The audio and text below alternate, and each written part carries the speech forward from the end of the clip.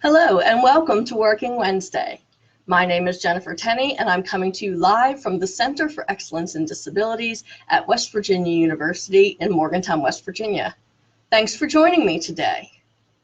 Today I will continue educating employers on how to create inclusive cultures in recognition of National Disability Employment Awareness Month. It is important to have inclusive cultures in all areas of life, including school, work, sports, after-school activities, clubs. Basically, any group you are involved in should be inclusive. The definition of inclusive, according to dictionary.com, is including a great deal, encompassing everything concerned, comprehensive, enclosing, or embracing. This definition, when applied to the workforce, means that everyone should have an equal opportunity to work and be included in the work culture. Organizations that value and appreciate each person for their individual differences and experiences clearly benefit from diverse perspectives. And although the term diversity is typically used in reference to differences in race or ethnicity, it actually encompasses an infinite range of experiences, including disability. Creating an inclusive culture isn't difficult, but it does require some thinking ahead. An inclusive workforce should be a welcoming work environment that is flexible and open to the talents of all qualified individuals, including those with disabilities. Promoting inclusive work cultures at work are good for your employees who see your business's commitment to inclusion and offering workers the support they need to meet their needs. These practices also benefit the employers by empowering employees to do their best on the job. When creating inclusive cultures, it is important for employers to understand the issues their employees may have and address each one, not only for that individual, but for the good of the business. Whether your business is just starting out or looking for ways to enhance efforts, there are a number of things business owners can think about when creating inclusive workforces.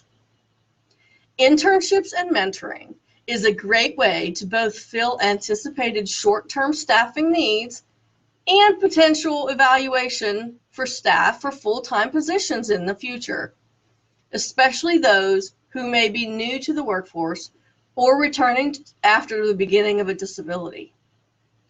Research shows that employers who have internships for people with disabilities are 4.5 times more likely to hire a person with a disability than those employees that do not. Related to the workplace mentoring, which is a way to improve on the job skills and identify future talent while providing the mentor with supervisory skills and promoting a positive corporate image. Expressions of commitment. This is one of the easiest ways to foster an inclusive workplace. Examples include equal opportunity statements, which you see in every business, that specifically mention disability on company websites, placing articles in employee newsletters about disability-related issues, and others. Partnerships. Building relationships with various local recruitment sources such as the Division of Rehabilitation Services, American Job Centers, disability service providers, and other organizations is a key strategy to creating inclusive culture. Accommodations. A great way to think about accommodations is to think of them as productivity enhancements. People with disabilities may need workplace adjustments or accommodations to maximize their ability to do their job. Having a clear process for requesting and providing accommodations is an easy step towards sending a clear signal that your business is committed to an inclusive workforce.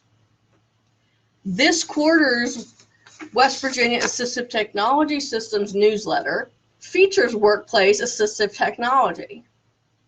If you would like to get a copy of this newsletter, please make a comment in the box and I'll be happy to Pass it along to the WIBATS team to make sure that you get one.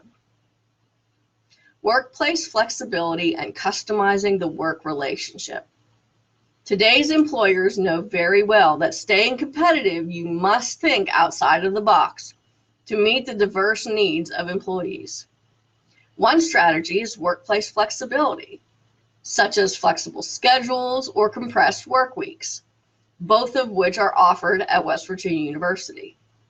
This practice increases employee loyalty and enables many workers to perform at their fullest potential. Returning to work and staying to work strategies. Often, a few simple modifications to an employee's work environment, duties, or schedule can facilitate a valued employee's return to work following a disability or illness. It helps to show that you value them as a team member and can also play an important role in the employee's recovery process, benefiting both the employee and the employer. Veteran targeting. Employers are recognizing more and more that military veterans and wounded warriors are a ready source of qualified candidates with the ability to get the job done.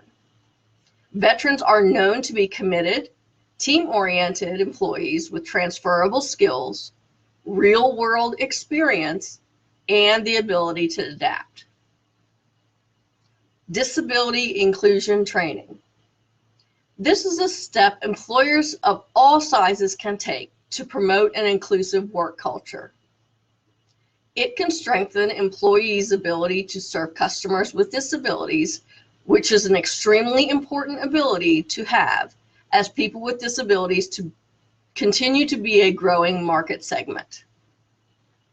Examples of this include general training on disability etiquette, creating accessible documents, and workplace accommodations. The Center for Excellence in Disabilities can provide all of these trainings for your businesses. Simply call 304-293-4692 and ask to speak to our training coordinator, Courtney Lanham, to set up your training. Accessibility. This is one of the most tangible ways you can foster an inclusive work culture. Most businesses understand the importance of physical accessibility, but there are other accessible needs, such as technology accessible workplaces, where information and communication technology is accessible to all employees. After all, accessibility should extend beyond the business's physical structure. Ensure your doors are open, both literally and virtually.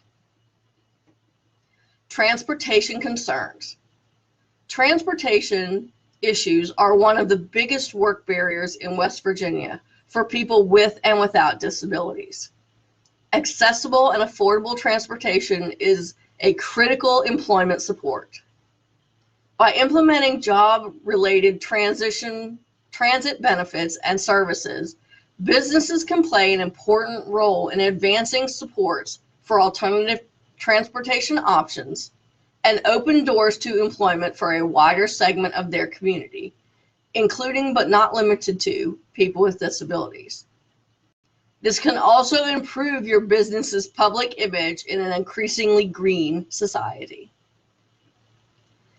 The Employer Assistance and Resource Network on Disability Inclusion website, www.askearn.org, has a wealth of information regarding creative inclusion cultures within the workplace, including the 10 steps I just talked about, sections on employee resource groups, fostering mentally healthy workplaces, and steps for success.